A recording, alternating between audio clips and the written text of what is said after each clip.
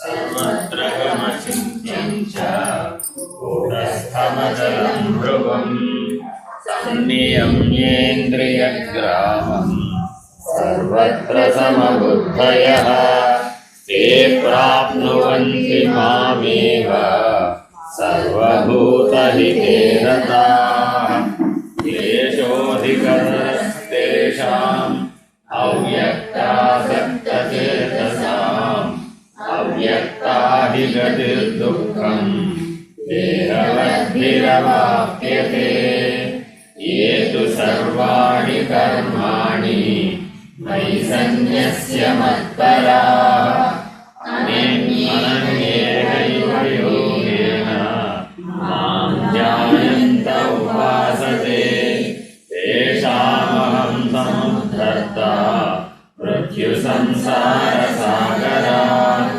भवामि न चिरात् पार्थ मय्यावेशितचेतसाम् मय्येव मनः आदस्व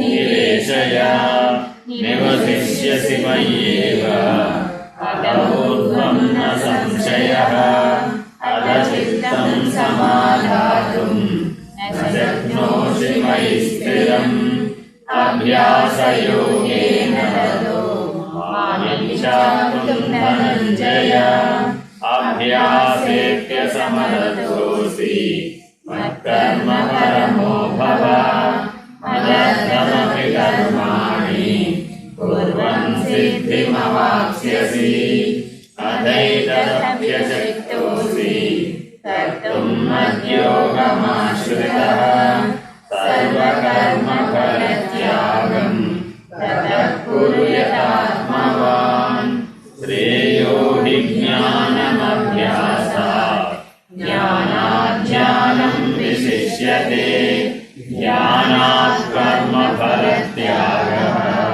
त्यागात् शान्तिरनन्तरम् अद्वेष्टः सर्वभूतानां मैत्रः करुण एव च निर्ममो निरहङ्कारः समदुःखसुखक्षमी सन्तुष्टः सततं योगी यतात्मा दृढनिश्चयः मय्यर्पितमनो बुद्धिः यो मद्भक्तः स मे प्रियः यस्मान्नो द्विजते लोको लोकान्नो द्विजते जयः हर्षामर्षभयोद्वेगैः मुक्तो यः स च मे प्रियः अनपेक्षः सुचिर्दक्षः उदासीनो गतव्यतः सर्वारम्भपरित्यागी यो मद्भक्तः स मे प्रियः यो न पृष्यति न द्वेष्टि न शोचति न काङ्क्षति शुभाशुभपरित्यागी यो मान्यः स मे प्रियः समशत्रौ च मित्रे च तथा मानापमानयोः शीतोष्णसुखदुःखेषु समसङ्गविवर्जितः तुल्यनिन्दास्तुतिर्मौनी सन्तुष्टो येन केनचित् अनिकेतः स्थिरमतिः भक्तिमान् मे यशो नरः ये तु धर्म्यामृतमिदं यदोक्तं पर्युपासते श्रद्धदाना मत्परमाः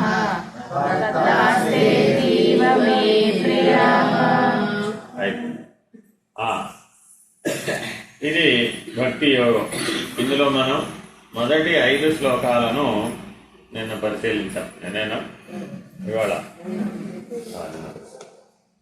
ఏం పరిశీలించాం? 3 దృష్టిల గురించి చెప్పాడు. మొదటిదేంటి? స్థూల భౌతిక దృష్టి. అర్థమైందండి? దీనేమంటారు? ఇంద్రియాలతో కూడుకున్నటువంటి భౌతికమైనటువంటి లౌకికమైనటువంటి స్థూల దృష్టి. ఇక్కడి నుంచి ఎక్కడికి రమ్మ? వీడెవడు? భోగి, క్షరపురుషుడు. వీడెవడండి? భోగి, క్షరపురుషుడు. అర్థమైందా? వీడెవడు అక్షర పురుషుడు. అర్థమైందండి? వీడెవడు యోగి సమదృష్టి.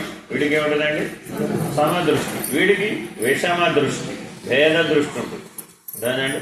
వీడికి ఏముంటుంది సమదృష్టి, అంతా సమం. అది యోగం. సమత్వం యోగముచ్యతే. ఆ యోగ దృష్టితో ఉంటాడు. వీడెవడు అక్షర పురుషుడు. ఇక్కడ ఉండేవాడెవడు అక్షర పురుషుడు. మూడోవాడెవడు దివ్య దృష్టి. వీడెవడు పరమాత్మ పురుషోత్తముడు. అర్థమైందండి? బ్రహ్మము. ఈ మూడు దృష్టిల గురించి సంనియమ్యేంద్రియ గ్రామం. ఇంకేమిటి సర్వత్ర సమబుద్ధయ సర్వభూత నికేరత. ఈ మూడు దైవీ లక్షణాలను మానవుడు గనక కలిగి ఉన్నట్లయితే ఇంద్రియ నిగ్రహం, సమబుద్ధి, సర్వభూతములకు హితమును చేకూర్చుట అనే మూడు దైవీ లక్షణాలను కలిగి ఉన్నట్టయితే భోగిగా ఏమైపోతాడు యోగిగా మారి. కానీ మానవుడు వ్యక్తమై ఉన్నదాన్ని మాత్రమే గ్రహించగలుగుతున్నాడు కానీ అవ్యక్తాన్ని గ్రహించలేకపోతున్నాడు. గ్రహించాలి అంటే అబ్బో చాలా కష్టం అండి అంటే అర్థం ఏమిటి? తెర ముందు ఆడేటటువంటి యాక్టర్లను గుర్తుపట్టమంటే గుర్తుపడుతున్నాడు కానీ తెర వెనక ఉన్నటువంటి డైరెక్టర్ని గుర్తుపట్టమంటే మాత్రం నా వల్ల కాదు. డైరెక్టర్ ఏదైనా కనబడతాడా? సినిమా మొత్తం మీద డైరెక్టర్ ఎక్కడా కనపడదు. కానీ డైరెక్టర్ లేకుండా సినిమా ఉందే? లేదు. అలాగే ఈ బ్రహ్మాండం అనేటటువంటి సినిమా ఒకటి నడుస్తుంది. సృష్టి స్థితి లయ అనేటటువంటి సినిమా ఒకటి నడుస్తుంది సృష్టి మొత్తం మీద. మరి ఈ సినిమాకి డైరెక్టర్ ఎవరయ్యా? పరమాత్మ. అదేనండి. ఆ డైరెక్టరు ఈ పంచభూతాత్మకమైనటువంటి సృష్టిని ఆడిస్తున్నాడు. కానీ భగవద్గీతలోనే ఏమన్నాడు? జంత్రగాడు బొమ్మలను ఆడించు రీతిగా నేను ఆడిస్తున్నాను. తోలు బొమ్మల ఆటలో తెర వెనక ఆడించేవాడు ఉంటాడు, తెర ముందు తోలు బొమ్మలు. మనం అందరం ఎవరు? ఆడించేవాడా ఆడేవాడా? మనం ఆడేవాడు. ఆడించేవాడు తెర వెనక ఉన్నాడు. ఈ తెర వెనక ఉన్నదాన్ని అవ్యక్తం అంటారు, తెర ముందున్నదాన్ని వ్యక్తం. జనన మరణాలు ఇప్పుడు వ్యక్తంగా ఉన్నాయి అవ్యక్తంగా ఉన్నాయి? వ్యక్తంగా ఉన్నాయి అవ్యక్తంగా ఉన్నాయి? జననం మరణం వ్యక్తమా అవ్యక్తం? మన అనుభవానికి వచ్చేవన్నీ వ్యక్తం. మన అనుభవానికి వచ్చేవన్నీ వ్యక్తం. అనుభవానికి రాకపోతే జనన మరణాలు అనుభవంలో ఉన్నాయా లేవా? ఉన్నాయిగా, కాబట్టి వ్యక్తం. ఆకలి దప్పికలు అనుభవంలో ఉన్నాయా లేవా? ఉన్నాయిగా, వ్యక్తం. శోకమోహాలు అనుభవంలో ఉన్నాయా లేదా? ఉన్నాయిగా, వ్యక్తం. మరి వ్యక్తమైన వాటికి వెనకాల అవ్యక్తం ఎవరయ్యా? మూడు గుణాలు అవ్యక్తం. ఈ 6 కష్టాలకి వెనకాల ఎవరున్నారు? మూడు గుణాలు. ఆడించేది మూడు గుణాలు, ఆడేది ఈ 6. ఇంకా 6 ఉన్నాయి మనకి. అవేమి? కామ, క్రోధ, లోభ, మోహ, మద, మాత్సర్య, ఈర్ష్య, అసూయ, రాగ, ద్వేష. 10 మొత్తం. ఈ 10 ఆడించేదెవరు? మూడు గుణాలు. ఆడేదెవరు? అరిషడ్ వర్గాలు. అర్థమైందండి? ఇంకో 6 ఉన్నాయి మనకి. అవేమి? ఈ 18నే జీవుడు అంటే షడూర్ములు, షడ్వికారములు, అరిషడ్వర్గం. షడ్వికారములు అంటే ఏంటి? అస్థి పుట్టుట, జాయతే వర్ధతే ఉండుట, పుట్టుట, పెరుగుట. తల్లి గర్భమునందు ఉండుట అస్థి, తల్లి గర్భము నుంచి పుట్టుట. జాయతే వర్ధతే పెరిగేడు, అంతేనా కదా? విపరిణమతే బాగా పెరిగి కృషించేడు. ఇంకా తర్వాత వినశ్యది. అర్థమైందండి? మధ్యలో పరిణామం చెందుతున్నా లేదా? పరిణమతే, పరిణమతే, విపరిణమతే. యవ్వన కౌమారాలు ఏమైంది? పరిణామం వచ్చింది. విపరిణమతే వృద్ధాప్యంలో వచ్చింది, కృషించిపోయాడు. తర్వాత ఏమయ్యాడు? వినశ్యతి. మరి ఎన్నయ్యా? పుట్టిన దగ్గరికి పోయే లోపల వికారాలన్నీ 6. షడ్వికారములు, 6 కష్టాలు, షడూర్ములు, అరిషడ్ వర్గాలు. నేనే 18. ఈ 18 కలిపితే జీవుడు. ఈ జీవుడికి ఈశ్వరుడు అవ్యక్తం. ఆడించేవాడు ఎవడప్పుడు? ఈశ్వరుడు. వాడు అవ్యక్తం. ఈశ్వరుని గురించి తెలుసుకోమని జీవుడికి చెప్పాం. అబ్బో తలపోటు వస్తుందండి బాబు. ఎంత బర్రబద్దలుకున్నా కూడా ఆ ఈశ్వరుడు ఎక్కడ ఉన్నాడో కనపడదు కదా. అప్పటికి శివాలయాలకు వెళ్ళాను, విష్ణు ఆలయాలకు వెళ్ళాను, క్షేత్రాలకు వెళ్ళాను, తీర్థాలకు వెళ్ళాను, యజ్ఞాలు చేశాను, యాగాలు చేశాను, హోమాలు చేశాను, అభిషేకాలు చేశాను, అర్చనలు చేశాను, పాటలు పాడాను, స్తోత్రాలు పాడాను, పద్యాలు వెళ్ళాను, వాట్ నాట్ ఏం చెయ్యాలో అవన్నీ చేశాను. పుస్తకాలు చదివాను, కాళ్ళ మీద సాష్టాంగం ఎన్నిసార్లు పడ్డాను. అయినా సరే ఆ ఈశ్వరుడు ఎక్కడున్నాడో కనపడాలేదు, వినపడాలేదు. కనీసం తినడానికి అన్న పనికి వస్తాడంటే దానికి పనికి రాలేదు. ఎందుకని మన దగ్గరలో ఎన్ని ఉన్నాయి? 5 జ్ఞానేంద్రియాలు. ఈ 5 జ్ఞానేంద్రియాలతో ఈశ్వరుని తెలుసుకోవాలని మానవుడి ప్రయత్నం. శ్రోతవ్యం, గంతవ్యం, భోక్తవ్యం, అనుమంతవ్యం. అప్పటికి ఎంత జపం చేశానో తెలుసా? 50 లక్షలు జపం చేశాను, 1 కోటి జపం చేశాను. అయినా ఎక్కడున్నాడు?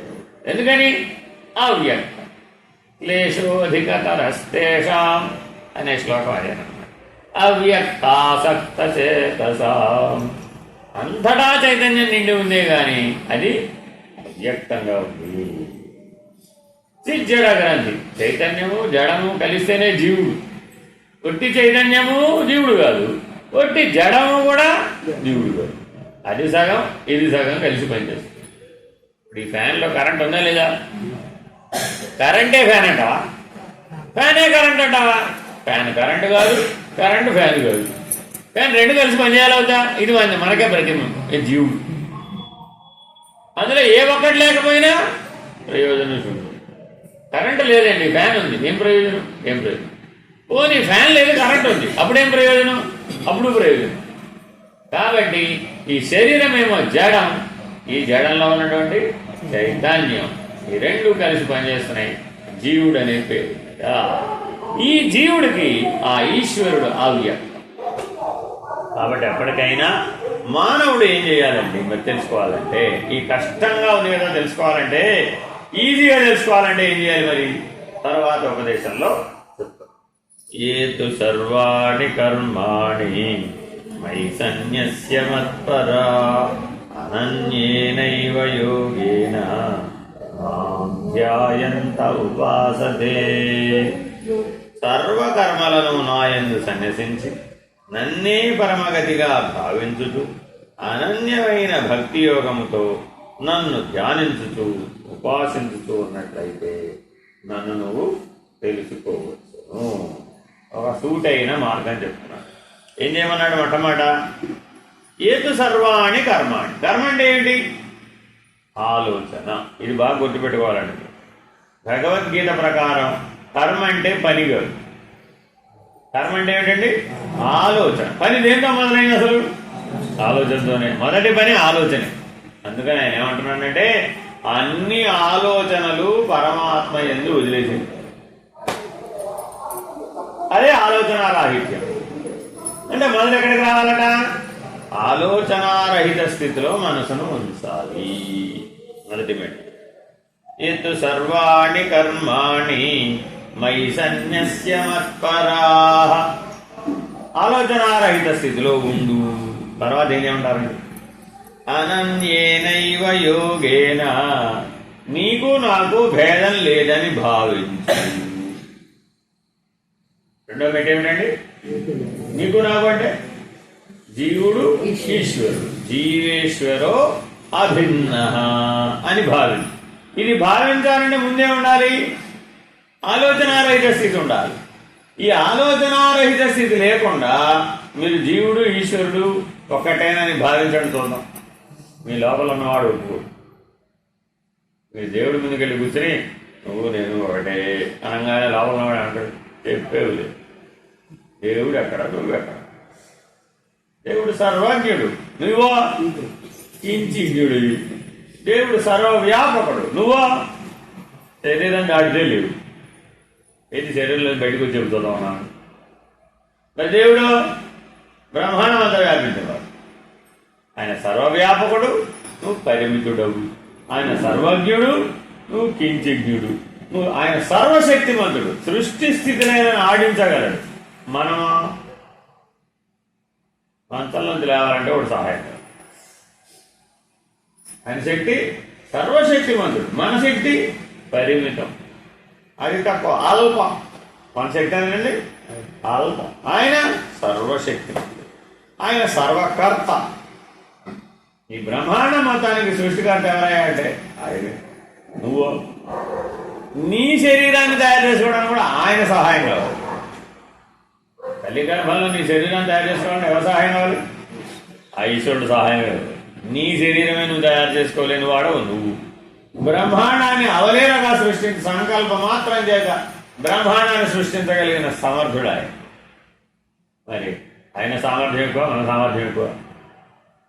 సర్వజ్ఞుడు, సర్వవ్యాపకుడు, సర్వశక్తివంతుడు, సర్వకర్త. ఒక్క సంకల్పం చేసి మళ్ళా బ్రహ్మాండం మొత్తాన్ని లయింపజేసుకోగలడు. సర్వహర్త. మనం అండి తిన్న భోజనం అరిగించుకోవాలంటే చాలా టైం. మరి ఆయనకి మనకి పోలుకుంది ఎక్కడన్నా? సర్వకర్త, సర్వహర్త, ఏకకాలంలో సర్వసాక్షి. ఇవి ఈశ్వర లక్షణాలు, గుర్తుపెట్టుకోవాలి బాగా. నువ్వు నేను ఒకటే అంటే మనం కూడా ఇప్పుడు ఎలా ఉండాలి? ఈ లక్షణాలతో ఉండాలి. మరి ఏమిటంటే అవి? సర్వజ్ఞుడు, సర్వవ్యాపకుడు, సర్వశక్తివంతుడు, సర్వకర్త, సర్వభర్త, సర్వహర్త, సర్వసాక్షి. ఈ లక్షణాలు ఈశ్వరుడు కదా. మరి నువ్వంతా రివర్స్ కదా. నువ్వు సర్వసాక్షివేనా కాదా? ఎందుకని ఇంద్రియాలకు లొంగిపోతున్నావు. అదే ఇంద్రియాలను అధిగమించుంటే సాక్షివే. అదేంటంటే అందుకని దీని ముందు చెప్పినటువంటి సంనియమ్యేంద్రియ గ్రామం ఉన్నవాడికే ఈ ఉపదేశం వర్తిస్తుంది. అందుకని భక్తి యోగం మెట్టు మీద మెట్టు కట్టారు. ఓ వరుస క్రమంలో చెప్పారు.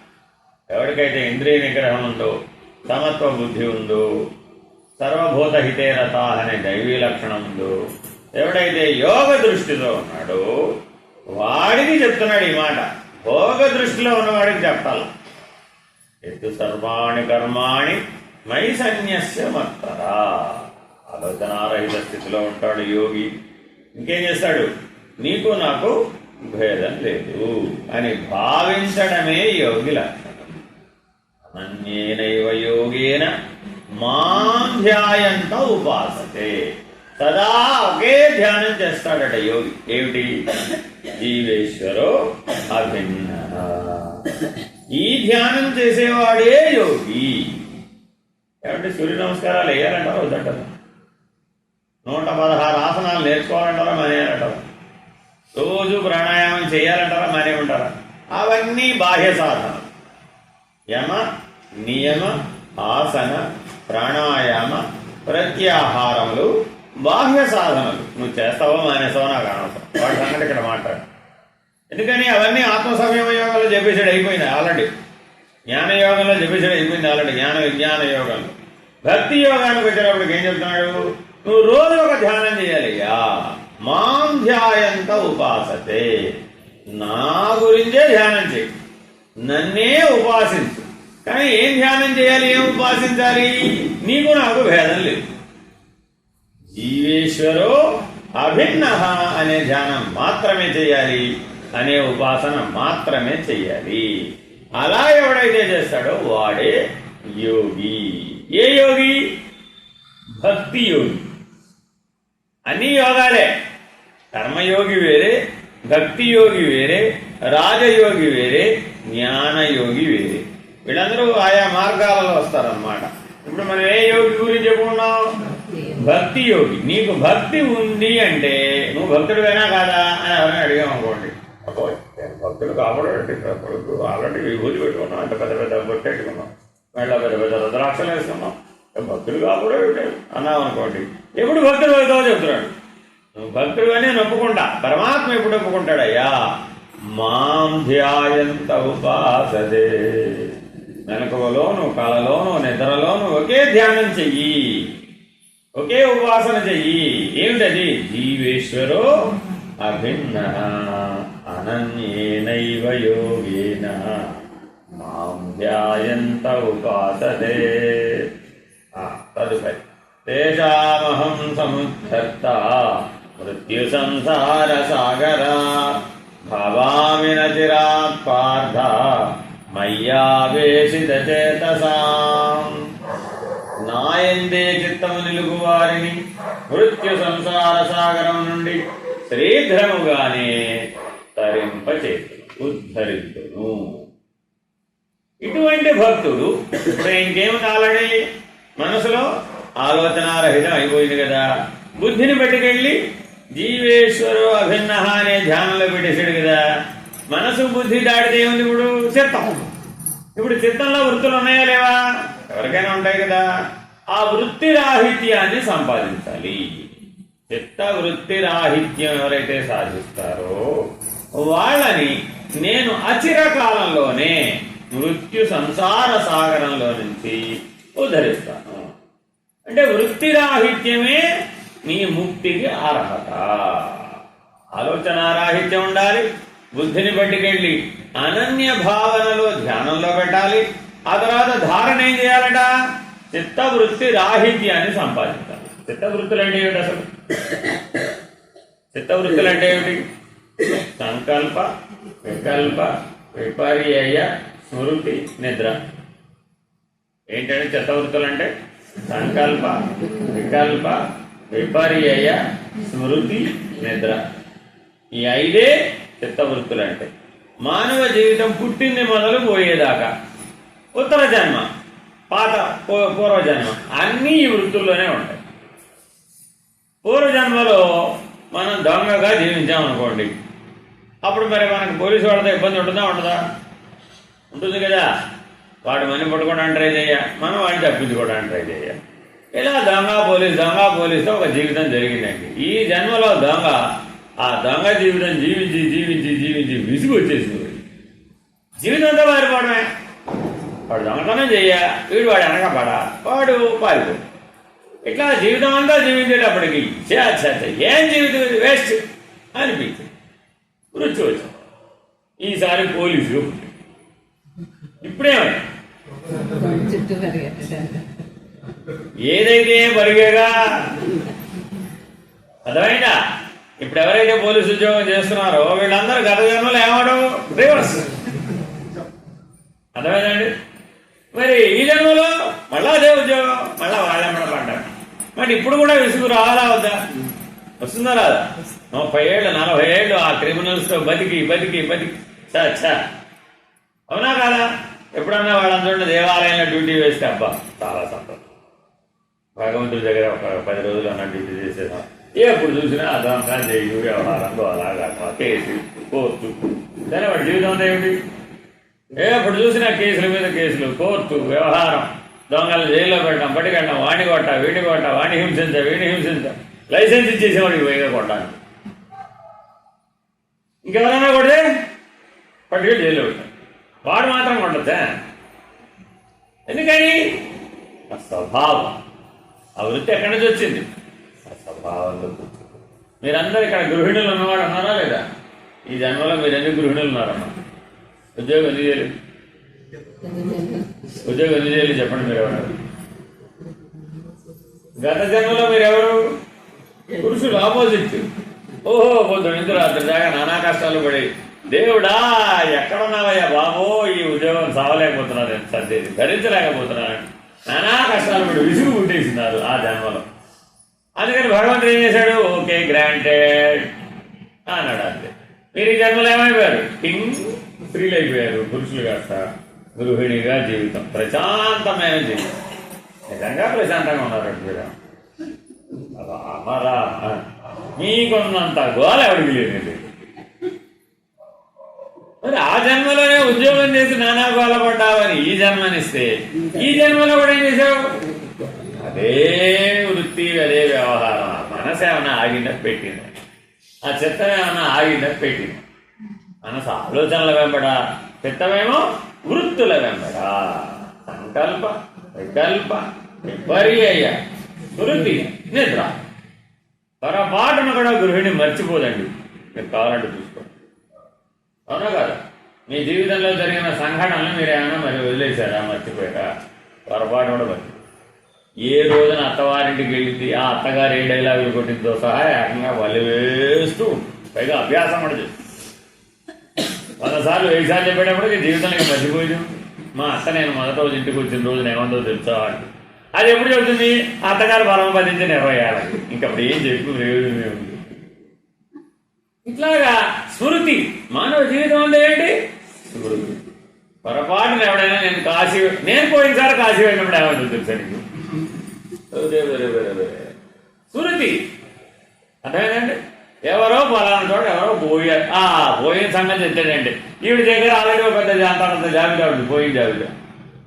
మా అత్తగారి వేలు విడిచారు, మామగారు తమ్ముడు గారు మామగారు పోయినప్పుడు ఎలా ఏమన్నా తెచ్చాడు, ఎవరో చేస్తాడు.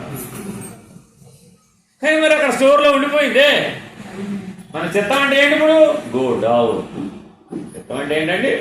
గోడౌన్. ఒక షాప్కి గోడౌన్ ఉంటుందా ఉండదా? అక్కడ ఏముంటాయండి అంటే చాలా స్టాక్ అంతా అక్కడ పాడైపోయిన వస్తువులు, కొత్త వస్తువులు, అమ్మే వస్తువులు, అమ్మని వస్తువులు, విరిగిపోయిన వస్తువులు అన్నీ తీసుకెళ్ళి గోడౌన్లో వారు. ఇదేనా కాదా? మనం కూడా అంతే. గతానికి సంబంధించినవి, భవిష్యత్తుకు సంబంధించినవి, వర్తమానానికి సంబంధించినవి కూడా వృత్తులనే రూపంలో పట్టుకుపోయి చిత్తమనే గోడంలో బాగా స్టాక్ చేస్తాం. అదేనండి. ఇంకా మీకు ఎంత బలంగా ఉంటుందో చెప్తా నేను. మానవుడికి ఎంత బలమైనటువంటి స్మృతి ఉందయ్యా అంటే, కొబ్బరికాయ ఖరీదు ఎంత? చిన్నదా పెద్దదా? చిన్నదేనా? కొబ్బరికాయ ఖరీదు 70 రూపాయలు. ఏమంటారు?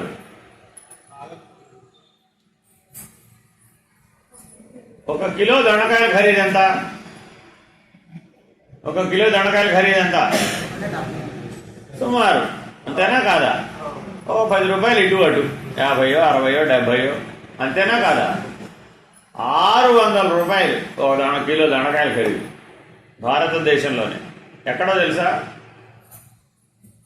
ఉత్తరాదిన పర్వతాల మధ్యలో సిలిగురి, గ్యాంగ్టక్ అని 2 ఊళ్ళు ఉన్నాయి. భూటాన్ వైపు వెళితే అర్థమైందండి. వెస్ట్ బెంగాల్ కలకత్తా నుంచి భూటాన్ వైపు కనుక మనం వెళితే సిలిగురి, గ్యాంగ్టక్ అని 2 ప్రదేశాలు వస్తాయి. అవి కొండల మీద ఉంటాయి. అక్కడ కిలో దొండకాయల ఖరీదు 600 రూపాయలు. ఎందుకని? ఆ పర్వతాల పైన పండదాది. ఇక్కడ ఎక్కడి నుంచో కలకత్తా నుంచి అక్కడికి చేరాలి. కలకత్తాలో వాటి ఖరీదు 100 రూపాయలే లేదా 80 రూపాయలే. కానీ అక్కడికి చేరడానికి మరి అందుకని అక్కడ 600 రూపాయలు. 600 రూపాయలు లేకూడదు. ఎందుకని? మా ఊళ్ళో దొండకాయలు 10 రూపాయలు. ఎందుకని? మా ఇంట్లోనే కాస్తాయిగా మరి. మా ఇంట్లో పాత దగ్గర కోసుకొచ్చుకోవడానికి 600 రూపాయలు కొనుక్కోవడానికి ఏమన్నా సంబంధం ఉందా అని ఈవిడ వాడికి 600 రూపాయలు పెట్టి అమ్మేవాడికి వాళ్ళింటో దొండకాయలు కోసుకునే దాని గురించి ఉపన్యాసం చెప్తుంది. ఎందుకని? స్మృతి. ఓ పిల్లాడు ఎవడో ఆడుకుంటున్నాడండి. మా మనవాడు అక్కడ అమెరికాలో ఆడుకుంటున్నాడు తెలుసా? ఆడుకుంటున్నాడు. ఇక్కడ పిల్లాడు ఆడుకోవడానికి అక్కడ వాళ్ళ మనవాడు అమెరికాలో ఆడుకోవడానికి సంబంధం ఉంది. కానీ వెంటనే ఎక్కడికి వెళ్ళిపోయింది? స్మృతి. మీ కళంతా ఎక్కడి నుంచి వస్తుంది? స్మృతి. మీ కళల్లో ఎవరెవరు వస్తారు? మీ స్మృతిలో ఎవరుంటే వారు వస్తారు. అదేనండి. ఎలుకలు రావచ్చా రాకూడదా? మీకు ఎలుకలు అంటే ఫైటింగ్ ఉందండి, ద్వేషం ఉంది, వ్యతిరేక సంస్కారం ఉంది. మీ ఇంట్లో ఎలుకలు ఉంటాయా ఉండవా? ఉంటాయా? కానీ మీ ఇంట్లో ఎలుకల్ని పెంచి పోషించమంటే ఏమంటారు? ఎలుకలు పెట్టిపోయి అంటారా లేదా? మరి కళలో వాటి మీద ఉన్న ద్వేషం వస్తుందా రాదా? ఏ అంశాల మీద అయితే ఈ ప్రపంచంలో అనేక జన్మార్జితంగా రాగద్వేషాలు అనేటటువంటి దాని సంబంధం చేత మన చిత్తవృత్తులన్నీ లోడ్ చేయబడ్డాయి. ఎవరెవరి యందు, ఏ జీవుల యందు, ఏ పరిస్థితుల యందు, ఏ అంశముల యందు మనం స్పందించామో కేవలం స్పందించినవే మన గోడంలో ఉంటాయి. స్పందించకపోతే ఉండవు. మీరు దేనికైనా స్పందించలేదనుకోండి, అది మీ చిత్తవృత్తుల్లో ఉండదు. కాబట్టి చిత్తవృత్తుల్ని ఖాళీ చేయాలంటే ఏం చేయాలి? స్పందించకుండా ఉండాలి. ఊరకుంటే చిత్తవృత్తులు ఖాళీ అయిపోయి. కానీ మనం ఊరకుంటున్నామా? అంటే పొద్దున పూజ ఎలా చేశారు వాళ్ళు అనగానే సినిమా వచ్చిందా రాలేదా? చూసాంగా మరి 3 గంటలు 4 గంటలు సినిమా చూసాంగా అక్కడ. కానీ మరి మన లోపల రిజిస్టర్ చేయకుండా ఉంచామా? చేసేసాము. ఎంతో కొంత 1 నిమిషమో 2 నిమిషాలు 3 నిమిషాలు 3 గంటలు పొద్దున ఎలా పూజ చేశారండో కొద్దిగా చెప్పండి అంటే ఒకళ్ళు 1 నిమిషమే చెప్తారు, వాళ్ళు 5 నిమిషాలు చెప్తారు, వాళ్ళు 10 నిమిషాలు చెప్తారు, వాళ్ళు గంట సేపు చెప్తారు, వాడు 3 గంటలు చేసేవాడు 3 గంటలు cinema step by step scene by scene. అంతేనా కాదు? బాహుబలి సినిమా చూసి వచ్చారండి. సినిమా గురించి అవ్వమన్నారు. నేను చూసావు మొదలు పెట్టేట టింగ్ స్క్రీన్ తీయగానే కత్తితో వాడు కొట్టేశాడు. కట్టప్ప ఎవరి కోసం చెప్పాడు అని డైలాగ్ వేశాడు. ఇక్కడి నుంచి మొదలుపెట్టి ఆ చివరి దాకా చివరి స్క్రీన్ శుభం దాకా చెప్తూనే ఉంటుంది. ఇప్పుడు ఎక్కడ స్టోర్ చేసాడు ఇదంతా? స్మృతి. ఎంత స్మృతి ఉందో తెలుసా మనకి? ఈ సృష్టి ఎంత ఉందో అంత ఉందండి. ఆ చిత్తవృత్తుల్లో ఎంత ఉన్నాయా అంటే బ్రహ్మాండం అంతా ఇమిడి ఉండాలి. అంత స్మృతి పథంలో మన కెపాసిటీ ఉండాలి. కానీ మనం అక్కర్లేని వాటితో నింపేయడం వలన ఈ స్వరూప జ్ఞానం కాస్త ఈ చిత్తవృత్తుల కిందకి వెళ్ళిపోయి అట్టడుగుకి వెళ్ళిపోయి జ్ఞానం కూడా వృత్తిలో భాగమే. వాస్తవానికి జ్ఞానం కూడా సంకల్పం, వికల్పం, విపర్యయం, స్మృతి, నిద్ర ఈ 5 వృత్తుల కంటే 6వది ఒకటి ఉంది. అది జ్ఞానం. అది కూడా చిత్తవృత్తిలో భాగమే. చిత్ అది కాకపోతే అదేమిటండి? అది చిత్, అది స్వరూపం. కానీ ఈ 5 కలిసేటప్పటికి చిత్తం అయిపోయింది. కాబట్టి కేవలం ప్రకాశం మాత్రమే నేను అని గుర్తించి అక్కడే ఊరకున్నట్లయితే చిత్తవృత్తులన్నీ ఖాళీ అయిపోతాయి. ఖాళీ అయిపోతేనే భగవంతుడు అనుగ్రహం నీకు కలుగుతుంది. చిత్తవృత్తులు ఖాళీ కానటువంటి వాడికి భగవద్ అనుగ్రహం కలగదు. ఆ మాట ఆయనే చెప్తున్నాడు. ఏషామహం సముద్ధర్త మృత్యు సంసార సాగరాత్ అచిరాత్ పార్థ. ఏమంటే నేను ఈ సంసారంలో నుంచి ఉద్ధరిస్తాను. సంసారం అంటే ఏమిటి? సంసారం అనగా ఏమి? జనన మరణాలే సంసారం. భగవంతుడి దృష్టిలో సంసారం అంటే ఏమిటి? జనన మరణాలే సంసారం. దేనికైతే రాకడా పోకడా ఉన్నదో అదే సంసారం. సంసార లక్షణం అంటే ఏంటండి? ఏదైనా సరే రాకడ ఉంది, దానికి ఏముంటుంది? పోకడ. ఈ రాకడ పోకడ కలిగినదే సంసారం. ఈ రాకడ పోకడ కలిగిన లక్షణంలో నుంచి ఎప్పటికీ రానివాడు ఎప్పటికీ పోనివాడు. అది ఉద్ధరణ అంటే. ఉద్ధరిస్తానంటే ఏం చేస్తారట? శాశ్వతం. ఈ రాకడ పోకడ 2 అశాశ్వతమే. రావడము అశాశ్వతమే, పోవడము అశాశ్వతం. కాబట్టి ఈ అశాశ్వత లక్షణంలో నుంచి శాశ్వత లక్షణంలోకి నేను ఉద్ధరిస్తాను. ఎంతసేపట్లో? అచిరాత్ పార్థ. ఎక్కువసేపు కాదయ్యా, వెంటనే. అచిరా అంటే వెంటనే. ఎప్పుడు వెంటనే? ఆ చిత్తవృత్తులు ఎప్పుడైతే శూన్య స్థితికి చేరగానే నువ్వు ఈ ప్రకాశం మాత్రమే నేనని ఊరకుంటావే, ఆ ఊరకున్న వెంటనే. కాబట్టి మానవుడు తప్పక చేయవలసిన పని ఏమిటి?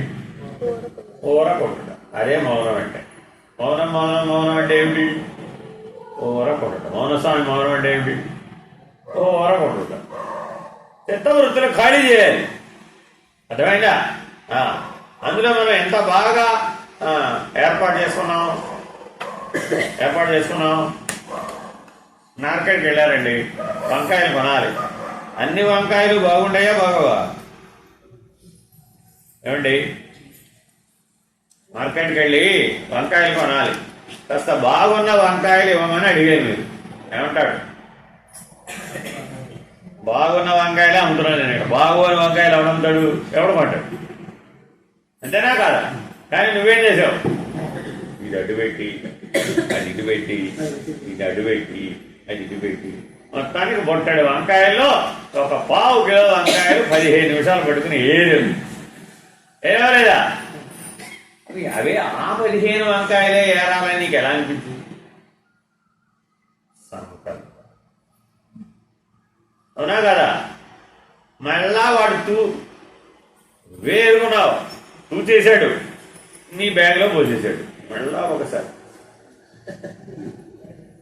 ఏమో అందులో ఇంకేమైనా బుచ్చులు ఉన్నాయేమో, అక్కాలకి బుచ్చులు ఉంటావు సహజమండి బాబు, కనపడవే అసలే అని మళ్ళా అది తిరిగేసి అందులోంచి మళ్ళీ 4 బయటికి తీసాడు. ఈ 4 బాగలేదు, ఆ 4 పక్కన పడ్డాయి. మళ్ళీ ఈ 4 బదులు ఇంకో 4 వాడే ఉన్నాడు. పడేసేటప్పుడేమో చిన్న వంకాయలు పడేస్తావు, మళ్ళీ ఏరుకునేటప్పుడేమో పెద్ద వంకాయలు ఏరుకున్నావా? ఈ 4 వంకాయలే 1 కిలో అవుతాయి.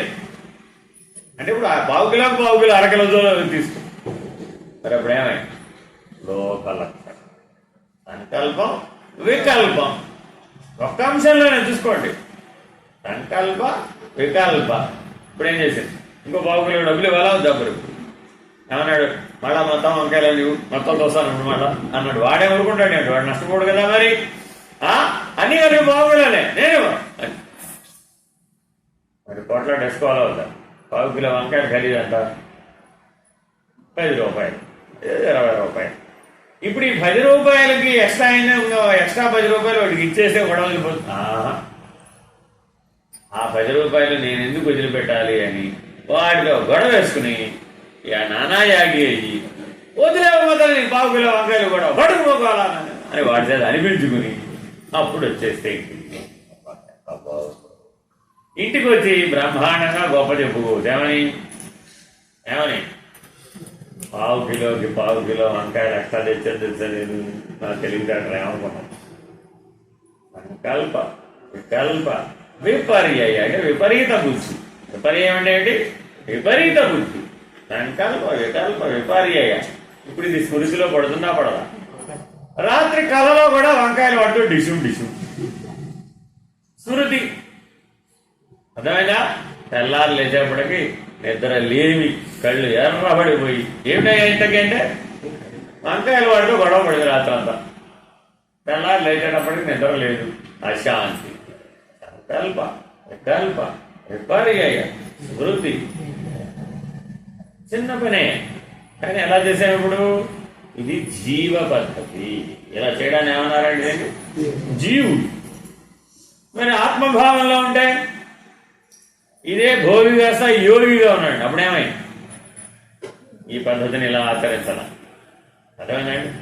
అతీతంగా సాక్షిగా కోరుకున్నవాడుగా ఉండి ఆచరి. అప్పుడు ఉపేక్ష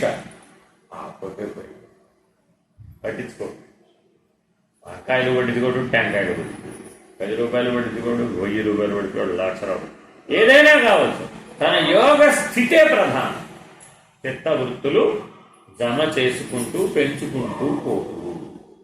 యోగి లక్ష్యం ఏమిటంటే వృత్తులను రద్దు చేయడమే. భోగి లక్షణం ఏమిటంటే వృత్తులను చేసుకోవడమే.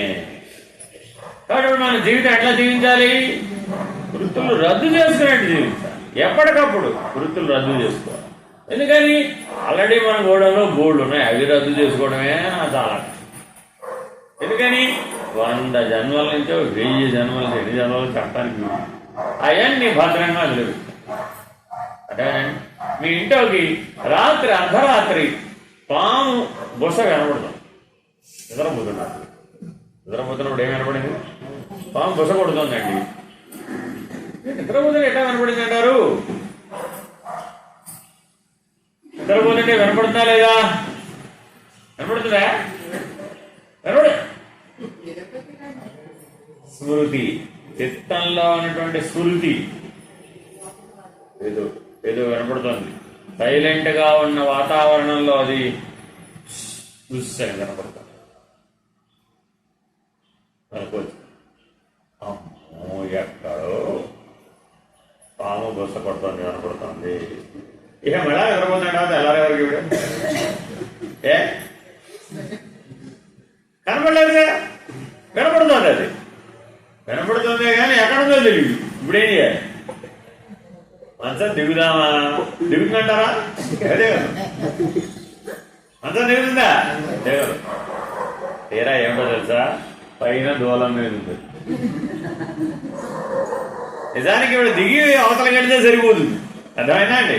కానీ పైన దూలం మీద ఉంది. అది ఈ కింద ఎవడు పడుకున్నది మంచం మీద ఆ బొస ఒకటే కనబడుతుంది.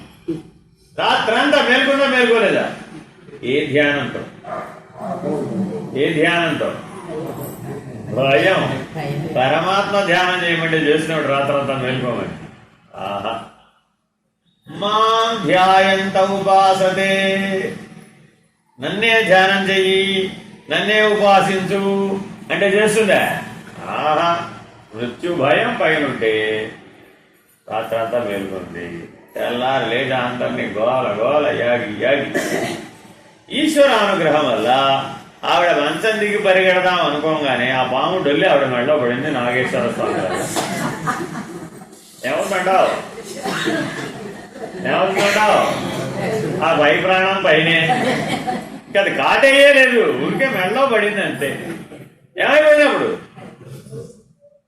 అంతే సంగతి అందంటే అలాగే దూసిపోయింది పై ప్రాణం పైన. కాబట్టి ఈ స్మృతి అనే వృత్తిలో మృత్యు ఉంది. మృత్యు ఎక్కడి నుంచో బయట నుంచి రాదండి. చిత్తవృత్తులలో భాగమే మృత్యువు. జననం కూడా చిత్తవృత్తులలో భాగమే జననం. జనన మరణాలు ఈ చిత్తవృత్తిలో భాగమే. ఎవరైతే ఈ చిత్తవృత్తులను ఖాళీ చేసి శూన్యం చేస్తారో వాళ్ళు సంసార సాగరం, జనన మరణ రూపమైనటువంటి సంసార సాగరంలో నుంచి ఉద్ధరించబడతారు. కాబట్టి మానవుడు ఆలోచనారాహిత్యాన్ని సాధించాలి, వృత్తి రాహిత్యాన్ని కూడా సంపాదించాలి, ధ్యానం చేయాలి, ఉపాసించాలి. భక్తితో వాడే భక్తి యోగి అవుతాడు. మయ్యేవ మన ఆధత్స్వ మయి బుద్ధిం నివేశయ నివసిష్యసి మయ్యేవ అతవోర్ధ్వం న సంశయః.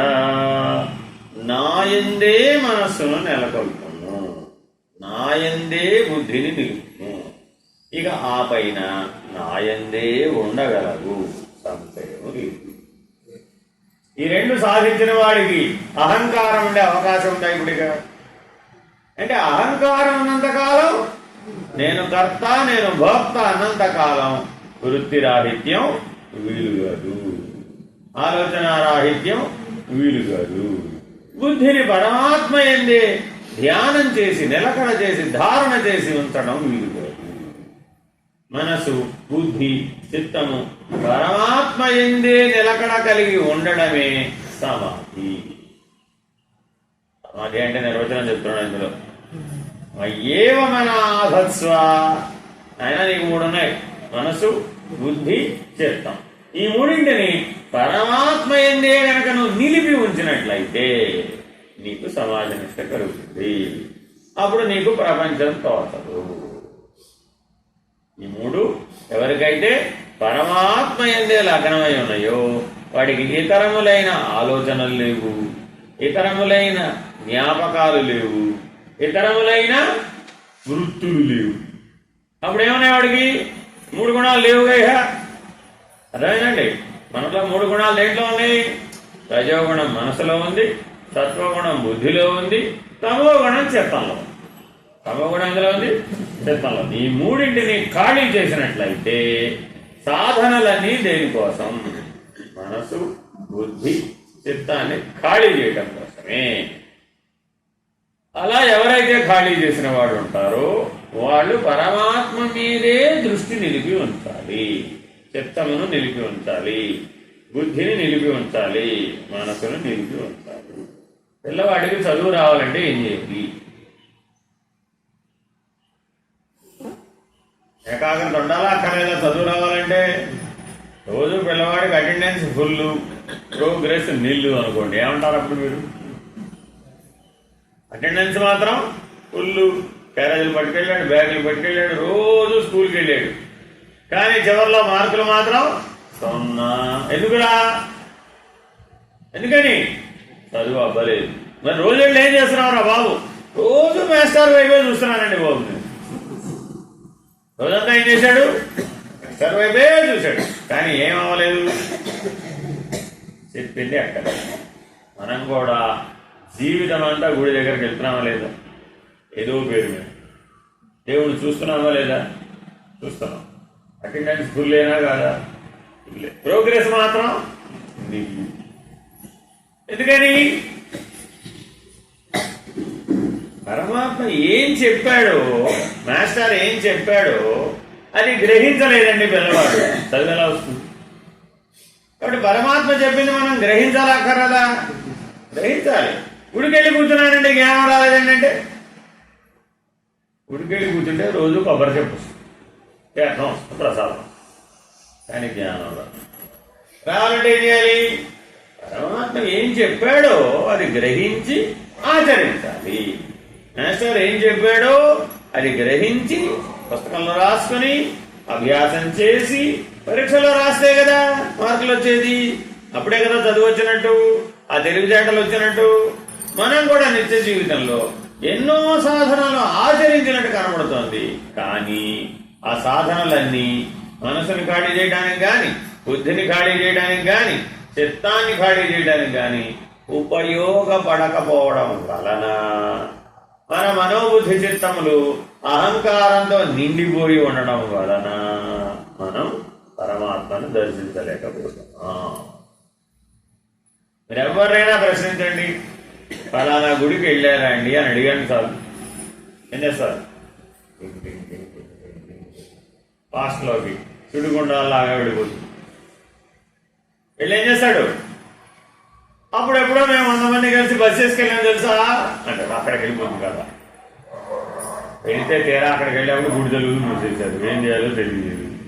అప్పుడు పక్కన ఉన్నటువంటి హోటల్కి వెళ్ళి ఇడ్లీలు తిన్నామనుకుంటే వాడు ఇడ్లీలు పెట్టలేదు. ఎప్పటి సంగతి ఇది? 20 ఏళ్ళ కదా. ఇంతలో వాడు వచ్చి ఇడ్లీలు పెడతామన్నాడు, కానీ చట్నీ లేదన్నాడు. ఎంత బాగా గుర్తెట్టుకుంటుందో. ఎందుకు దీనివల్ల ఏం ప్రయోజనం? ఎవరి ప్రయోజనం ఉందా వీటి వల్ల? ఈ కథల వల్ల ఏం నిష్ప్రయోజనం. ఎందుకని? మనసు నిండా ఆలోచనలే, బుద్ధి నిండా జ్ఞాపకాలే, చిత్తం నిండా వృత్తులే, అన్ని ఖాళీ చేయవలసిందే. ఏ సాధన అయినా సరే ఈ మూడింటిని ఖాళీ చేయడానికి ఉపయోగించినప్పుడు మాత్రమే మనం పరమాత్మ యొక్క దర్శనాన్ని పొందుతాం.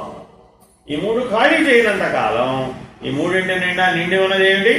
అహంకారమే, వేరే ఇంకేమి లేదు. నేను కర్త, నేను భోక్త అనే అహంకారమే మనసులో ఆలోచనలుగా ఉంది, బుద్ధిలో జ్ఞాపకాలుగా ఉంది, చిత్తంలో వృత్తిగా ఉన్నది. అర్థమైందండి? ఒక భార్య గారు భర్త గారిని కోల్పోయిందండి. బాధపడాలంటారా పడక్కలేదంట? బాధపడాలంటారా పడక్కలేదు? ఒక భార్య గారు భర్త గారిని కోల్పోయారండి. బాధపడాలంటారా పడక్కలేదంటారా? పోనీ ఒక భర్త గారు భార్య గారిని కోల్పోయారండి. బాధపడాలంటారా పడక్కలేదంటారా? బాధపడాలా పడక్కర్లేదా? సగం పడాలనిపిస్తుంది, సగం పడక్కర్లేదు. ఎందుకని? భగవద్గీత వింటున్నాం కాబట్టి. ఇది పక్కన పుస్తకం పక్కన పెడితే అందరూ బలకంటారు గ్యారెంటీగా. ఎందుకని? మనస్సు బాధపడాలని ఇప్పుడు ఎక్కడి నుంచి చెప్పావు? మనస్సు అనే ఆలోచన. మరి పూర్వం ఇలా బాధపడ్డ జ్ఞాపకాలన్నీ నీలో ఉన్నాయా లేదా? ఇప్పటికి ఇలా ఏడవాలని ఎవరు నేర్పించారు? ఆయనకైనా వాళ్ళ ఆవిడ పోయిందండి, ఏడవాలి, ఎలా ఏడవాలి ఎవరు నేర్పించారు? భర్త గారికి ఎవరు నేర్పక్కర్లేదా? దానంతటా దుఃఖం తనుకొస్తుంటారా? మీరు దుఃఖించిన సందర్భాలు గుర్తు తెచ్చుకోండి. దుఃఖం లోపల నుంచి ఎలా వస్తుంది? తనుకుని వస్తుంది పైకి, అవునా కదా? వాంతి తనుకుని ఎట్లా వస్తుందో అట్లా దుఃఖం తనుకుని ఏడు గుర్తు తెచ్చుకొని మరీ ఏడుస్తాడు. గుర్తొచ్చినప్పుడల్లా ఏడుస్తాడు. ఆయనైనా అదే గుర్తొచ్చినప్పుడల్లా ఏడుస్తాడు. తెల్లగా ఏడుస్తాడు. పిల్లాడు ఆటబొమ్మ కోసం ఏడుస్తున్నట్టు. ఇప్పుడు బుద్ధి జ్ఞాపకాల్లో నుంచే కదా ఏడుస్తున్నాడు. ఇందులో ఏడుస్తున్నాడు. ఇప్పుడు వాడు పోయాడు ఆల్రెడీ. 10 రోజులు 12 రోజులు అయిపోయింది. పలకరించిన ప్రతిసారి ఏడుస్తాడు. తోలిని గోలపాడుగాను. అందుకని ఆ 12 రోజులు పలకరించడం పొమ్మన్నారు, గెల్లో పెట్టడం. ఎందుకని? పలకరిస్తే జ్ఞాపకాల మీద జ్ఞాపకాలు, బుద్ధి. ఆ జ్ఞాపకాలు ఏంటి? బుద్ధి ఖాళీ అవ్వలేదు, మనసు ఖాళీ అవ్వలేదు. మరి చిత్తం ఖాళీ అవుతుంటారా? ఆహా, గుర్తు చేయడానికి ఏం చేశాము? నెలకోసారి మాసికం, 3 నెలలకోసారి త్రైపాక్షికం, ఆ తర్వాత సంవత్సరానికి సాంవత్సరికం. వచ్చిన ప్రతిసారి అందరూ ఏం చేశారు? ఏమా మ్యాన్ వెళ్ళిపోయినప్పుడు బాగున్నావా నచ్చకదా, మ్యాన్ వెళ్ళిపోయినాక బాగున్నామంటారు. ఎందుకని? చిత్తవృత్తి మర్చిపోనివ్వదు. అది స్వరూప జ్ఞానాన్ని గుర్తెచ్చుకోమను. ఆహా, ఇట్లాంటి అక్కర్లేని పని గుర్తెచ్చుకోమంటే మాత్రం బాగా గుర్తు, ఏ ప్రయోజనం అని ఆలోచించమంటున్నారు. మనసులో ఆలోచన కలిగిన ప్రతిసారి నేను పరమాత్మ నుంచి దూరం అయిపోతున్నాను. బుద్ధిలో జ్ఞాపకం మేల్కొన్న ప్రతిసారి పరమాత్మ నుంచి నేను దూరం అయిపోతున్నాను, మరుగైపోతున్నాడు పరమాత్మ. మర్చిపోతున్నాను, నేను దీన్ని గుర్తుపెట్టుకుంటున్నాను, దాన్ని మర్చిపోతున్నాను. వాస్తవానికి ఏం గుర్తుపెట్టుకోవాలి? పరమాత్మని గుర్తుపెట్టుకోవాలి, ప్రపంచాన్ని మరవాలి.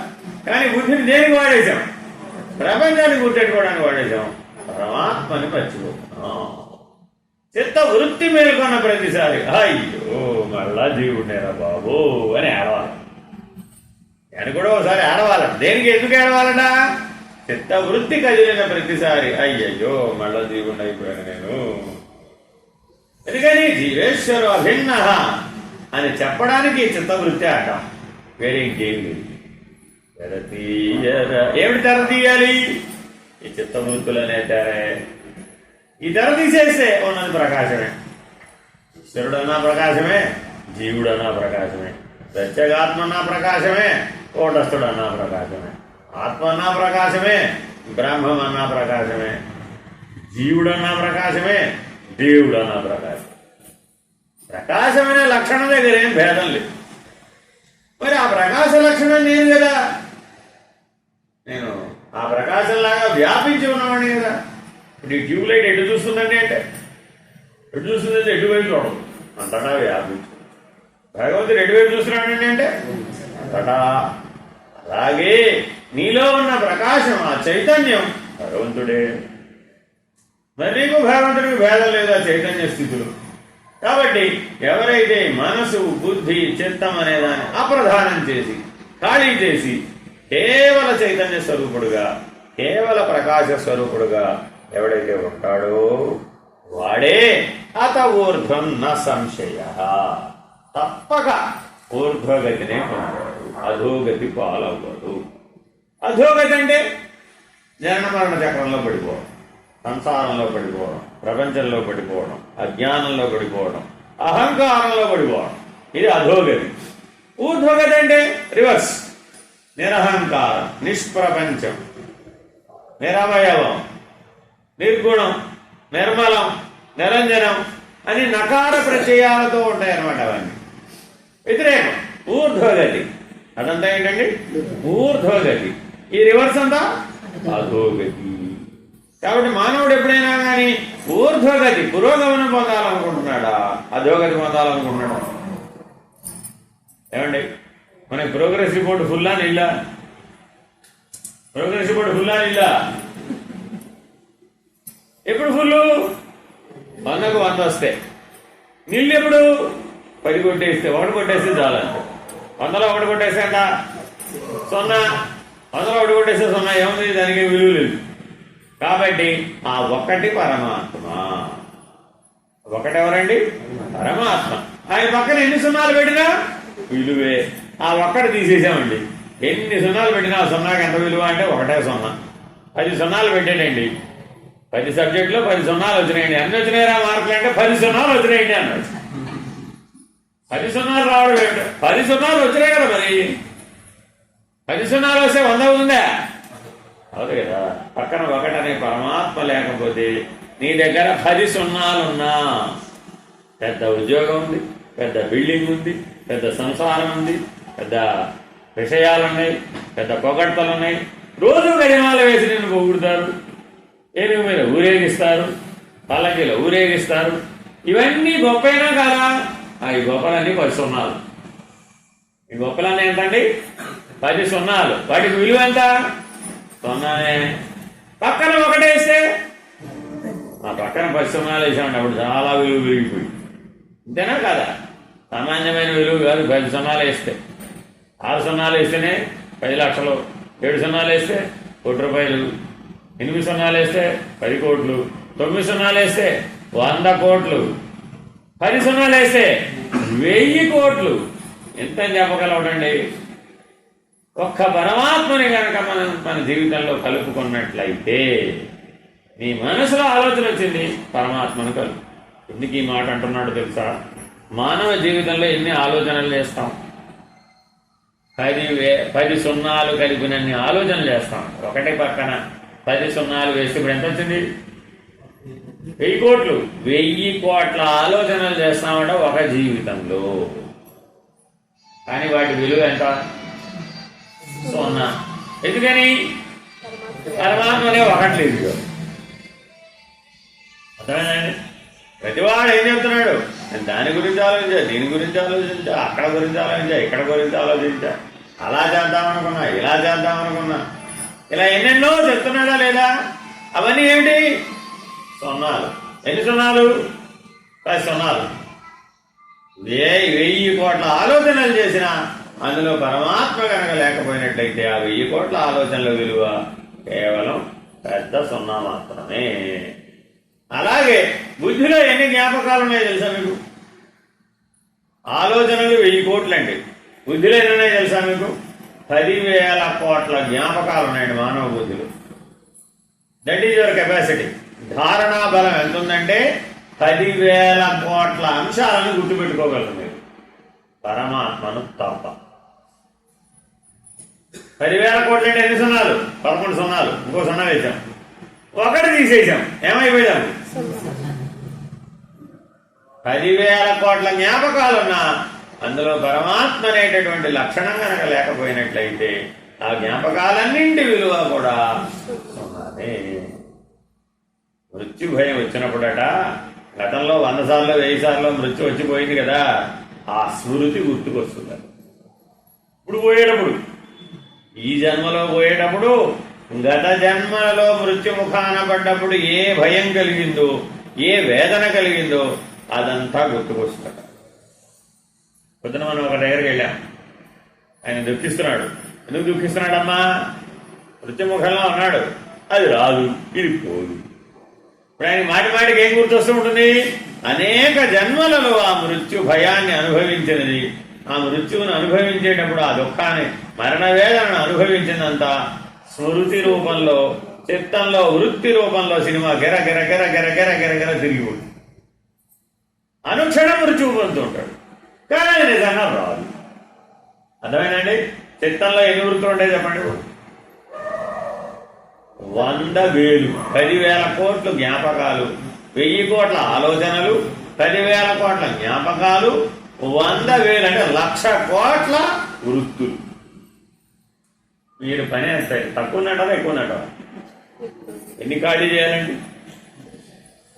1,00,000 కోట్ల వృత్తులు ఖాళీ చేయాలి, 10,000 కోట్ల జ్ఞాపకాలు ఖాళీ చేయాలి, 1000 కోట్ల ఆలోచనలు ఖాళీ చేయాలి.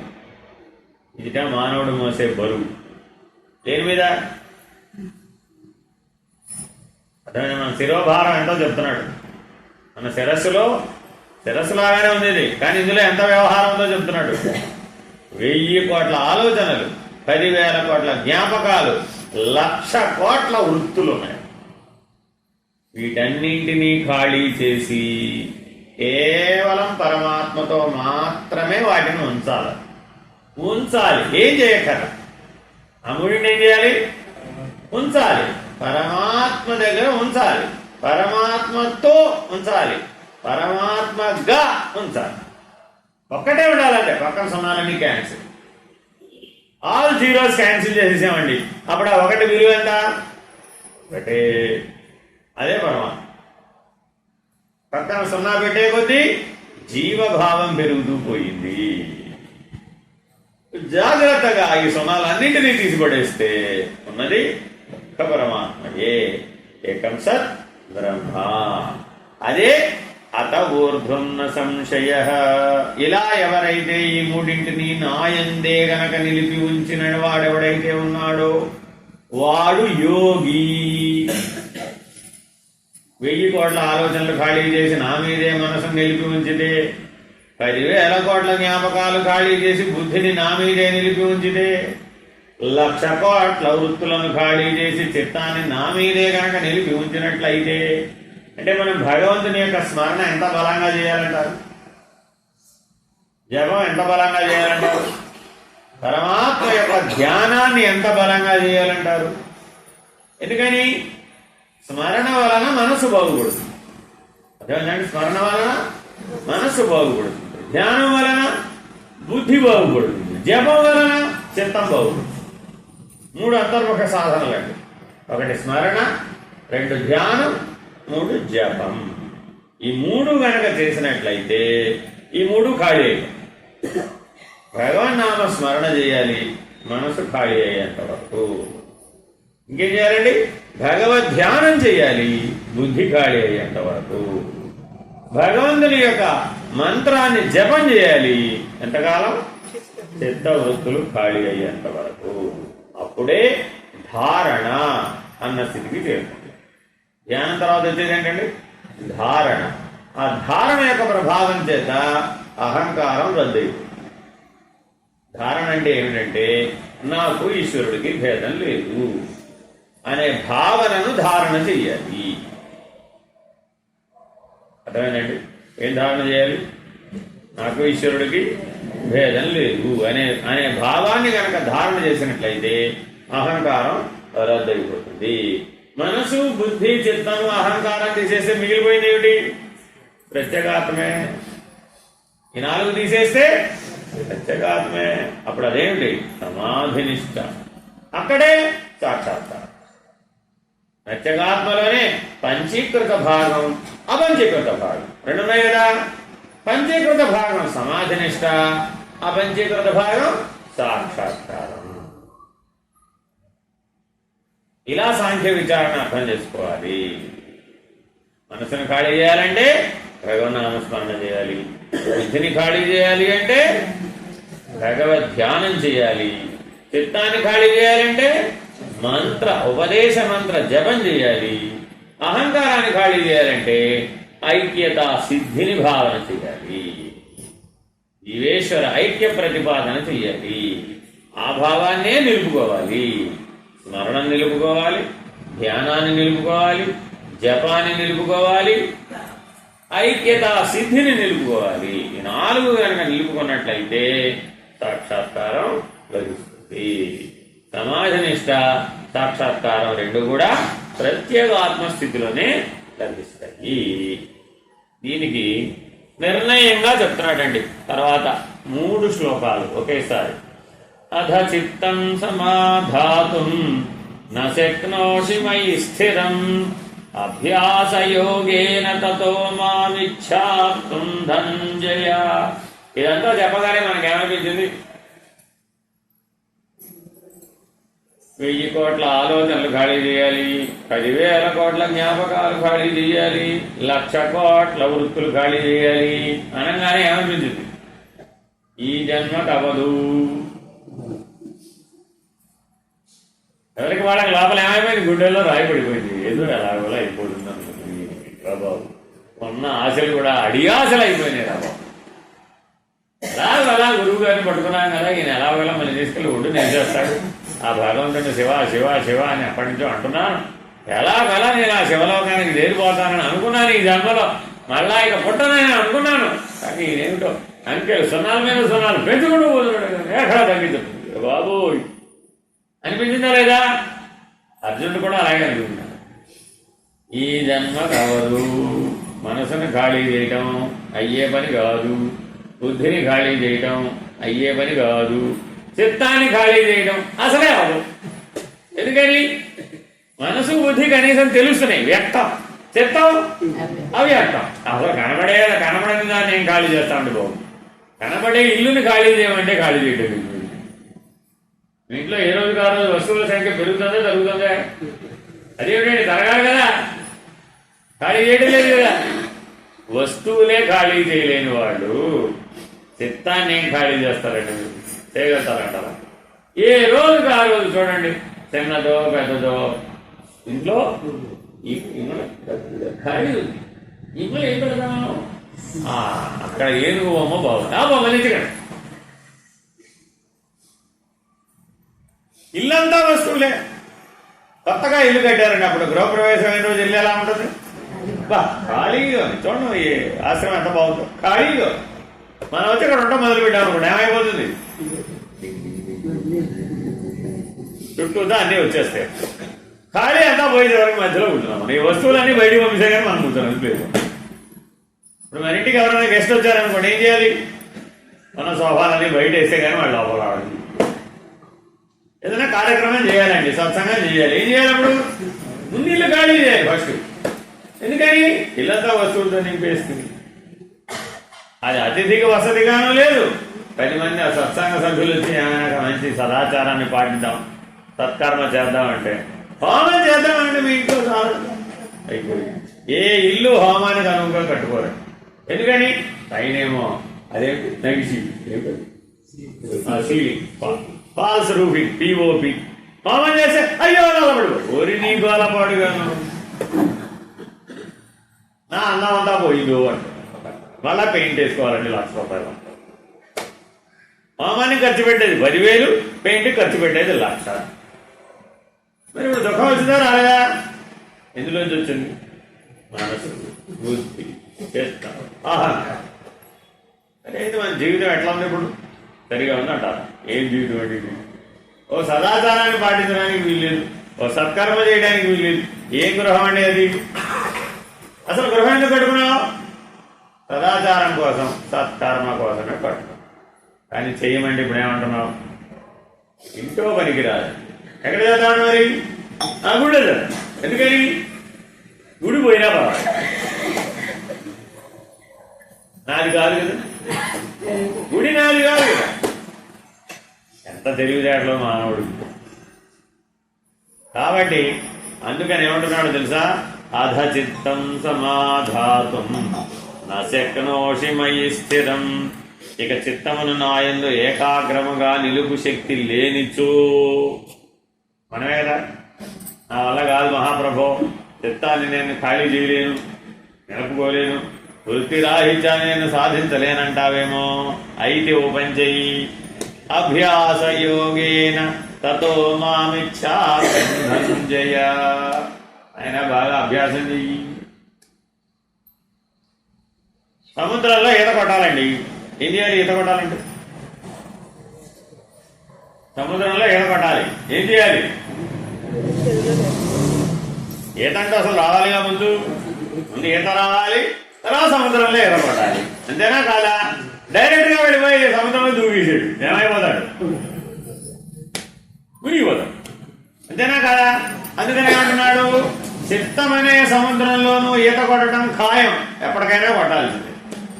ఒకవేళ సముద్రంలో ఈత కొట్టడం నాకు రాదంటావేమో, అయితే చెరువులో ఈత కొట్టు. ముందు రోజు ఇంట్లో అభ్యాస యోగాన్ని ఆచరించు, బాగా అభ్యాసం చేయను ఆయన. అంతేగాని నేను పట్టనని మానేస్తే జన్మ సంసారం తప్పదు. నేను చిత్తాన్ని ఖాళీ చేయనండి, అయితే పుట్టక తప్పదు. కావాలంటే ఎలా సాధించాలో చెప్తాను నేను, అంతేగాని అది కుదరదండి అంటే వేరే ప్రత్యామ్నాయం చెప్పడం కుదరదు. అర్థమేనండి? 10వ class annual examination, public examination, ఏమైనా పాస్ అవ్వాలా వద్దా? హై స్కూల్ పాస్ అయ్యాడంటే అర్థం ఏంటి? 10వ క్లాస్ పాస్ అవ్వాలి కదా. మీరే ఏమైనా చెప్పండి అంటే కావాలంటే 10 సార్లు రాయి, అంతేగాని పబ్లిక్ ఎగ్జామ్ నా కోసం తీసేయండి అంటే అది తీసేయడం కుదరదు. అంతేనా కాదా? అలాగే నీవు జ్ఞానాన్ని సంపాదించాలి అంటే, పరమాత్మ దర్శనాన్ని పొందాలి అంటే మనసును ఖాళీ చేయవలసిందే, బుద్ధిని ఖాళీ చేయవలసిందే, చిత్తాన్ని ఖాళీ చేయవలసిందే, అహంకారాన్ని కూడా ఖాళీ చేయవలసిందే. ఆ 4టిని ఖాళీ చేయకుండా పరమాత్మ దర్శనాన్ని పొందలేవు. కానీ ఒకవేళ నాకు అంత శక్తి లేదండి, అంత బలం లేదండి అంటావేమో, ముందు బలాన్ని సంపాదించు, ప్రతిరోజు అభ్యాసం చెయ్యి. ఎందుకని ప్రతిరోజు మనం ఆ 4టిని వాడుతూనే ఉన్నాం కదా. ఆ 4టిని వాడకుండా ఏ రోజు వెళ్ళింది కనుక మనకి? పొద్దున్న లేచిందా కంటే రాత్రి దాకా నీకు ఒకటే పని, ఏమిటయ్యా? ఖాళీ చేసుకురా. అదే అభ్యాసం చెయ్యి. అభ్యాస యోగేన తతో మామిచ్ఛా ధనంజయ. కాబట్టి నేను నీకు సహాయం చేస్తా అంటున్నాడు పరమాత్మ. దేనికి సహాయం చేస్తాట? ఖాళీ చేయడానికి సహాయం చేస్తా. మనమేమడుగుతున్నామండి? ఇంకా పెంచడానికి అడుగుతాం. ఏమిటి పెంచడం? మా అమ్మాయికి పెళ్ళి ఎప్పుడు చేస్తావు, మా అల్లుడికి ప్రమోషన్ ఎప్పుడు ఇస్తావు, మా అబ్బాయికి వ్యవసాయం ఎప్పుడు వస్తుంది, నాకు ఆరోగ్యం ఎప్పుడు పోతుంది, మా అత్తగారికి ఆరోగ్యం ఎప్పుడు వస్తుంది. ఇవన్నీ ఏమిటి? పెంచడాలు. వీటికి ఏం పరమాత్మ సహాయం చెయ్యదు. సూటిగా చెప్పేసి దేనికి చేస్తాడా? మనసును ఖాళీ చేస్తానంటే సహాయం చేస్తాడు, బుద్ధిని ఖాళీ చేస్తానంటే సహాయం చేస్తాడు, అలాగే చిత్తాన్ని ఖాళీ చేస్తానంటే సహాయం చేస్తాడు, ఇంకా అహంకారాన్ని ఖాళీ చేస్తానంటే పరమాత్మ సహాయం చేస్తాడు. కానీ పెంచుకుంటానంటే మాత్రం సహాయం చెయ్యడు. అభ్యాసేప్య సమదర్థోసి కర్మ పరమో భవ మదర్థమపి కర్మాణి కుర్వన్ సిద్ధిమవాప్స్యసి. అభ్యాసము చేయుటకును నాకు సమర్థత లేదండి బాబు. మనం అంతకంటే తెలివిన వాళ్ళం. ఏవయ్యా అవి ఖాళీ చేయవయ్యా, మా చేత కాదండి. కొన్ని ప్రతిరోజు ట్రై చేయవయ్యా, నేను సహాయం చేస్తాను. రోజు నీకు పాఠ చెప్తాను, ఎవరి చేతనే చెప్పిస్తాను, గుర్తు చేయిస్తాను. నువ్వు నైనా పెంచుకోకూడదు, బరువులు పెంచుకోకూడదు. అయినా బరువు దించుకోవడం కోసమే పుట్టావు మానవుడిగా. మనసును ఖాళీ చేయి, మనసులో ఉన్న బరువును దించేసేయి. బుద్ధిని ఖాళీ చేయి, బుద్ధిలో ఉన్న బరువును దించేసేయి. చిత్తాన్ని ఖాళీ చేసేయి, అందులో ఉన్న వృత్తులనే బరువును దించేసేయి. అప్పుడు నువ్వు స్వేచ్ఛగా ముక్తుడుగా జీవించవచ్చు. ఏ బంధం లేదని నీకు సత్యం బోధపడుతుంది అని నీకు ప్రతిరోజు ఒకటి పంపిస్తాను. అలాంటి వాడిని ఒకటి 1000 సార్లు చెప్పేవాడిని, 10,000 సార్లు, 1,00,000 సార్లు నా ఉద్యోగం ఇదే ఉద్యోగం, 30 ఏళ్ళది నా ఉద్యోగం ఇదే. ఇలాంటి వాడిని ఒకటి మమ్మీ నీకు రోజు గుర్తు చేయిస్తాను, కావాల్సి వస్తే సహాయం చేయిస్తాను, శాస్త్రం ద్వారా చెప్పిస్తాను, గురువు ద్వారా చెప్పిస్తాను, ఏదో ఒక రకంగా నీ యొక్క కర్మ ఫలం ద్వారా నీకు గుర్తు చేయిస్తాను.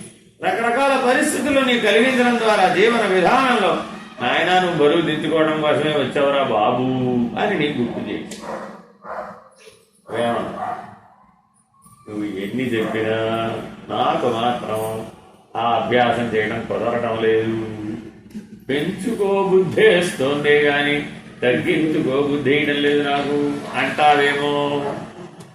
అభ్యాసేప్య అసమర్థోసి మత్కర్మ పరమో భవ. సరే, నీకు ఇంకో ఐడియా చెప్పబోని. అలా చేయలేనంటున్నావు కదా, సర్వకర్మలను నాకు అర్పించు. ఏం చేయమంటున్నాడండి? సర్వకర్మలను నా కోసం చేయబోని. అన్నం వండాను పరమాత్మ కోసం, మేలుకు అన్నాను పరమాత్మ కోసం, అన్నం తిన్నాను పరమాత్మ కోసం, నిద్రపోయాను పరమాత్మ కోసం. ఏదన్నా చేయి నువ్వు. శరీరం, మనసు, బుద్ధి, చిత్తం, అహంకారం ఉపయోగించి నువ్వు ఏది చేసినా అన్ని కర్మలను నా కర్మలుగా చెయ్యి, పరమాత్మ దృష్టితో చెయ్యి. అప్పుడేమైంది? అప్పుడు మారిపోయిందిగా. భోగ దృష్టి పోయి యోగ దృష్టి వచ్చేసి. అర్థమైందండి? మీ మానవుడు అనుకోమాక బాలకృష్ణుడు అనుకో, బాలరాముడు అనుకో, మీ మనవరాలు అనుకోమాక బాలా త్రిపుర సుందరు అనుకో, మీ ఆయన అనుకోమాక పరమేశ్వరుడు అనుకో, మీ ఆవిడ అనుకోమాక జగజ్జనని అనుకో, లలితా త్రిపుర సుందరు అనుకో. ఇలా ప్రతి చోట ఏం చేయాలి? అవి తొలగించేసి పరమాత్మ దృష్టితో చెయ్యి, పరమాత్మ భావంతో చెయ్యి. అప్పుడేమైంది? దృష్టి మారింది. కాబట్టి ఇవాళ కాకపోతే కొంతకాలానికైనా అవి ఖాళీ అయిపోతాయి. ఇది సులభంగానే ఉంది కదా. మదర్థమపి కర్మాణి కుర్వన్ సిద్ధిమవాప్స్యసి. కొంతకాలానికి ఈ సిద్ధిని పొందగలరు. ఏ సిద్ధి? ఖాళీ చేసే సిద్ధి. ఇలా చేయగా కొంతకాలానికి నేను నాది అనేటటువంటి లక్షణం మాసిపోతుంది. కాబట్టి అప్పుడు మనసు, బుద్ధి, చిత్తం, అహంకారం ఖాళీ అయిపోతుంది. అప్పుడు ఆ సిద్ధి కలుగుతుంది, జ్ఞాన సిద్ధి కలుగుతుంది. సరే, ఇది కూడా బాగానే ఉన్నట్టుగా బాగాలేదంట. అర్జునుడికి ఇది కూడా బాగాలేదు. అబ్బా ఇది కూడా కష్టం వేస్తామని అన్నట్టు ఫేస్ పెట్టాక మీరు చెప్పలేదు కానీ ఫేస్ అలా పెట్టారు. ఇదేదో మీరు సులభంగా చెప్పినట్టే ఉంది కానీ అంత సులభంగా ఏం లేదండి. ఇంకా అంతకంటే ఇది ఏమైనా ఉంటే చెప్పండి అన్నట్టుగా ఫేస్ పెట్టారు. ఆ ఫేస్ చూసి చెప్తున్నాడు, అధైతదప్యశక్తోసి కర్తుం మద్యోగమాశ్రితః సర్వకర్మఫలత్యాగం అతః కురు యథాత్మవాన్. ఒకవేళ నువ్వు ఇది కూడా చేయలేనంటావేమో, ఇక నాకై కర్మలు చేయుటకు శక్తిని చాలనితో అలా భావించడం కూడా నాకు శక్తి సరిపోవట్లేదు అన్నావు అనుకో ఒకవేళ, అప్పుడు ఏం చేయాలంటే మనోనిగ్రహంతో సర్వ కర్మల యొక్క ఫలమును త్యాగం చేయి. అంటే ఏం చేయాలి? కృష్ణార్పణం, శివార్పణం, రామార్పణం అనుకో. అర్థమైందండి? ప్రతిసారి ఏమనుకోవాలి? కృష్ణార్పణం, రామార్పణం, శివార్పణం అని అయినా అనుకో. అలా నువ్వు అనుకోగా అనుకోగా అనుకోగా భగవన్నామస్మరణ జరుగుతుంది కదా. అదే మనకున్న ఉపాయాలేంటి ఇప్పుడు? స్మరణ, ధ్యానం, జపం. స్మరణ, ధ్యానం, జపం, సమాధి, సాక్షాత్కారం. 5 ఉన్నాయి మనకు. అంతర్ముఖ సాధనలు ఏంటండి? 5. ఏమిటవి? స్మరణ, తర్వాత ధ్యానం, తర్వాత జపం, తర్వాత సమాధి, తర్వాత సాక్షాత్కారం. పైనుంచి మొదలుపెట్టాడు. అందుకే సమాధి నిష్ట నుంచి చెప్పడం మొదలుపెట్టాడు. నేను అలాగే ఉండిపోవయ్యా, ఖాళీ చేసేయి, వస్తాముడివి, నిన్ను ఉద్ధరించేస్తా. ఏం ఇబ్బంది లేదు. అచిరాత్ పార్థ, ఫాస్ట్గా చేయవచ్చు అక్కడ సమాధి నిష్ట. ఎందుకని? యోగి జ్ఞానం వచ్చేస్తుంది, సాక్షాత్కారం వస్తే జ్ఞానం వచ్చేస్తుంది. నా వల్ల కాదండి, ఓ మెట్టు దిగాడు. సరే, ధ్యానం, నా మీద దృష్టి పెట్టు. ధ్యానం నా మీద దృష్టి పెడితే అలా అన్నా వీలు, నా వల్ల కూడా కాదు. అప్పుడు ఏం చేయాలి? జపం, నన్నే స్మరించు, నా కర్మలే చెయ్యి. ఆ జపం చేస్తూ పరమాత్మనే చూస్తూ చెయ్యి, దర్శిస్తూ చెయ్యి. నా వల్ల అది కూడా కాదు. సరే, ఇంకేం చేస్తావు? స్మరణ, ఆఖరికి శివార్పణం, రామార్పణం, కృష్ణార్పణం అనుకుంటూ చెయ్యి. కాబట్టి ఇలా కనుక నువ్వు చేసినట్లయితే ఈ 5 సాధనల్ని కనుక నీ నిత్య జీవితంలో అనుసంధానం చేసినట్లయితే, కాబట్టి నీకు వీలైనప్పుడల్లా స్మరించు, నీకు వీలైనప్పుడల్లా జపం చేయి, నీకు వీలైనప్పుడల్లా ధ్యానం చేయి, నీకు వీలైనప్పుడల్లా సమాధి నిష్టలో ఉండు, నీకు వీలైనప్పుడల్లా భగవద్ దర్శనాన్నే సాక్షిగా ఉండి పొందు, ఊరకుండి పొందు. ఈ 5 గనక అంతర్ముఖ సాధనల్ని ఎవరైతే భక్తితో, దేంతో చేయాలనేదంతా సభక్తికం, భక్తి లేకపోతే 5 వృథా. చాలా మంది 5 చేస్తారండి, కానీ ఈశ్వర భక్తి ఉండదు. అప్పుడు మరి పరిణామం పూర్తవుతుందా? కాబట్టి 5 అంతర్ముఖ సాధనాల్ని సభక్తికంగా ఎవరైతే ఆచరిస్తారో వాళ్ళను తప్పక నేను సంసార సాగరం నుంచి ఉద్ధరిస్తాను. హరి ఓం శ్రీ గురుభ్యో నమః. హరి ఓం. పూర్ణమద పూర్ణమిదం పూర్ణాత్ పూర్ణముదచ్యతే పూర్ణస్య పూర్ణమాదాయ పూర్ణమేవావశిష్యతే. ఓం తత్సత్. ఓం శాంతి శాంతి శాంతి. హరి ఓం శ్రీ గురుభ్యో నమః. హరి ఓం. నారాయణ నారాయణ.